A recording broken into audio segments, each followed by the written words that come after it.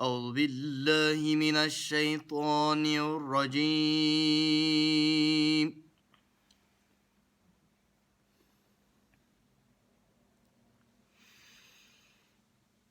بسم الله الرحمن الرحيم قتل أصحاب الأخدود احسنت ما شاء الله النار ذات الوقود احسنت إذ هم عليها قعود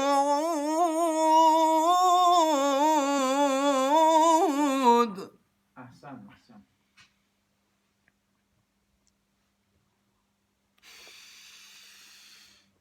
قتل أصحاب الأخدود النار ذات الوقود إذ هم عليها قعود وهم على ما يفعلون بالمؤمنين شهود احسنت ما شاء الله وهم على ما يفعلون بالمؤمنين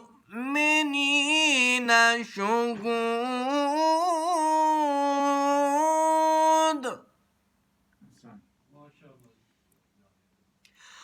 وما نقموا منهم إلا أن يؤمنوا بالله العزيز الحميد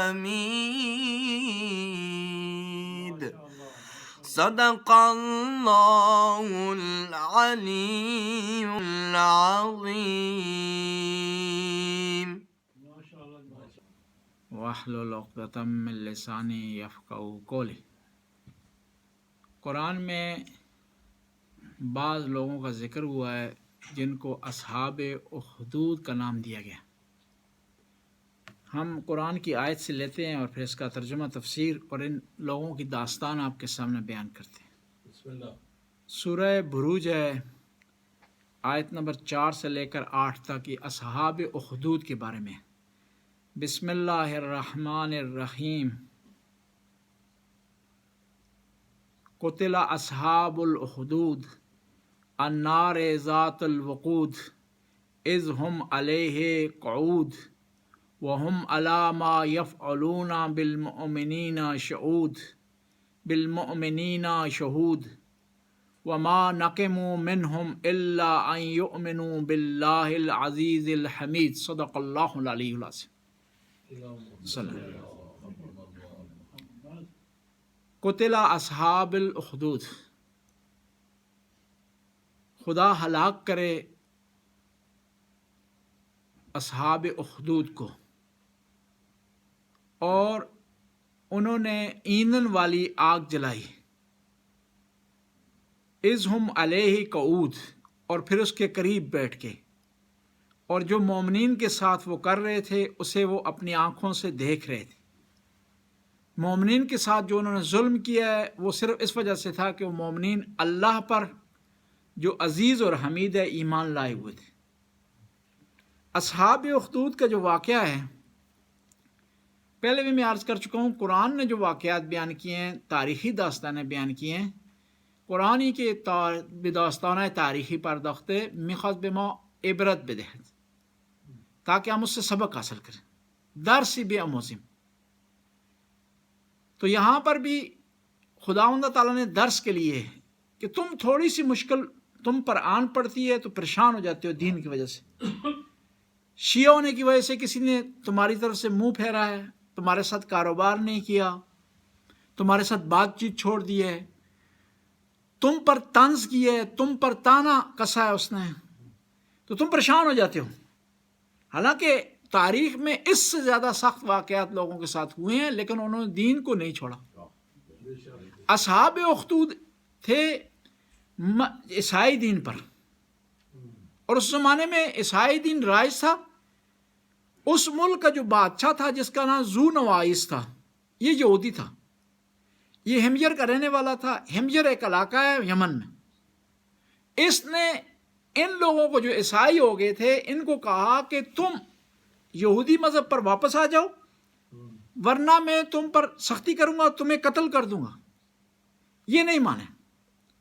پھر اس نے کیا کہ بہت بڑی خندق کھودی، ایک گڑھا کھودا، اس میں آگ جلائی، اور اصحاب اخدود والے جو بادشاہ تھا، اس کے جو حواری تھے، اس کے سپاہی تھے، اس آگ کے قریب بیٹھ کے، اور جو لوگ عیسائی ہو گئے تھے، مومن تھے، ایمان لا چکے تھے، ان سے کہا کہ تمہارے پاس دو چانس، یا تم یہودی ہو جاؤ یا اس آگ میں کود پڑو۔ تو انہوں نے کہا ہم یہودی نہیں ہوں گے، ایمان پر باقی رہیں گے، ہمیں آگ قبول ہے لیکن ایمان سے دستبردار نہیں ہوں گے۔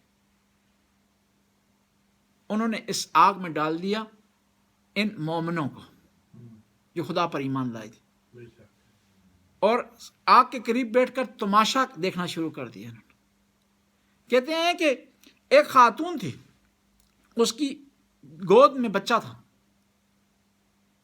خاتون نے پہلے سوچا بچے کی خاطر میں آگ میں نہ کودوں اور میں اس بادشاہ کی بات مان لوں اور یہودی مذہب اختیار کر لوں۔ کہتے ہیں یہ ذہن میں سوچ اس کے آئی تو بچہ بول پڑا۔ اس نے کہا ماں جان، اماں جان، ایسا نہیں کیجیے گا، مجھے موت قبول ہے لیکن ایمان سے دوری قبول نہیں۔ یہ سارے لوگ اس آگ میں کود کر کے شہید ہو گئے اور دنیا کے لیے ایک صبر کی تاریخ بن گئی۔ اب ان کی تعداد کے بارے میں مختلف وجہ بتایا جاتا ہے، قرآن نے نہیں بتائی کہ کتنے لوگ تھے جو شہید ہوئے۔ بعض تعداد میں 70 ان کو بتاتے ہیں، بعض 20,000، بعض 2,000 افراد کی ان کی تعداد بتائی جاتی ہے۔ اسی قسم کے واقعات شیعان علی کے ساتھ بہت زیادہ ہوئے۔ ایران کا ایک علاقہ تھا، ابھی بھی ہے، سجستان، ابھی اس کو کہتے ہیں سیستان۔ بنو امیہ نے آرڈر جاری کیا کہ سارے جو اسلامی مملکات ہیں اس میں لوگ امام علی کو برا بھلا کہیں، جو نہیں کہے گا اس پر ٹیکس لگ جائے گا۔ تو سیستان کے لوگوں نے ٹیکس دیا، پھر کہا کہ اگر تم علی کو برا بھلا نہیں کہو گے تو پورے شہر میں تمہارا سر منڈوا کر پھرایا جائے۔ تو علی علیہ السلام سے محبت کرنے والے لوگوں نے پورے شہر کا چکر لگایا سر منڈوا کر کے، لیکن علی علیہ السلام کو برا بھلا نہیں کہا۔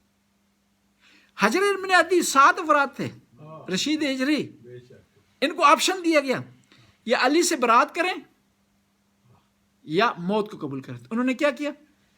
موت کا انتخاب۔ میثم تمار نے، اگر میثم تمار علی علیہ السلام کے فضائل چھوڑ دیتے تو کوئی ان کو برا بھلا نہ کہتا، کوئی ان کو سزا نہ، جلا کر کے راکھ کر دیا جائے گا، ہوا میں اڑا دیا جائے تو پھر بھی میں کہوں گا لبیک یا حسین۔ غازی عباس کے کانوں پر جب آواز پہنچی کہ مولا کہہ رہے ہیں کہ چلے جاؤ، کوئی جگہ نہیں ملی، کہاں تھے؟ اپنی بہن کے پاس آئے، کہا بھائی نے کیا کہہ دیا کہ چلے جاؤ؟ غازی بھائی کے علاوہ اس کا ہے کون؟ کہاں جائے غازی؟ مجھے افسوس ہوا ہے کہ بھائی نے مجھے کہہ دیا کہ غازی عباس تو چلا جا۔ جائیں بھائی سے کہیں کہ دوبارہ میرے سامنے یہ الفاظ نہ دہرائیں۔ میں چلا جاؤں؟ کہاں جاؤں؟